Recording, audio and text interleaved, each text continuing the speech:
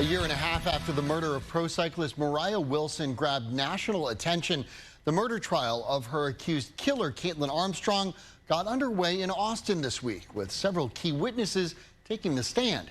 In tonight's Fox 7 Focus, we take a look back at what's happened in the courtroom so far.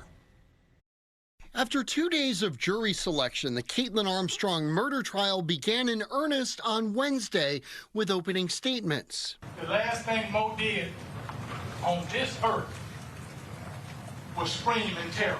Mo was the nickname of 25-year-old pro cyclist Moriah Wilson, who was found shot to death inside an East Austin home in May of 2022. You hear that they swabbed DNA from Mo Wilson's bike. There was a very strong likelihood that the DNA on the handlebars included DNA from Kaitlin Armstrong.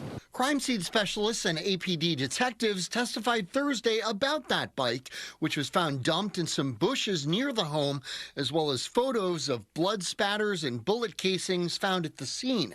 But the defense questioning that evidence, arguing it doesn't put the gun in Armstrong's hands. Not one witness saw Kaitlin Armstrong allegedly commit this murder. Not one. Because there isn't one. Several witnesses took the stand this week, including Moriah Wilson's brother Matt and her friend Caitlin Cash. It was Cash's apartment where Wilson was found covered in blood the night of May 11th. Cash says the last text she got from Wilson was around 5 p.m. "I think I'm going to go swimming with Colin."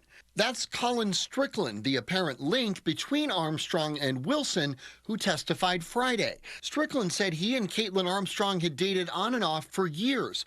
During a break in 2021, he was romantically involved with Moriah Wilson, but afterwards, they were just friends. On May 11th, he says he picked Wilson up. They went swimming and got dinner. Then he dropped her back off at Cash's place. Strickland said he lied to Armstrong about hanging out with Wilson because Armstrong had previously confronted him about her. Strickland noted he was unable to reach Armstrong during the time the murder happened, but that she eventually came home in her black Jeep, which prosecutors claim was seen on camera near the crime scene. But the defense argues that's quite a leap. That's why we're here. Reasonable doubt. It remains to be seen whether the defense will try to present an alternative theory of the crime. That is, if Armstrong didn't kill Wilson, who did? Austin-based defense attorney Rick Flores says not doing that could be risky. The burden of proof is on the prosecution. The defense doesn't really have to present any sort of theory or evidence.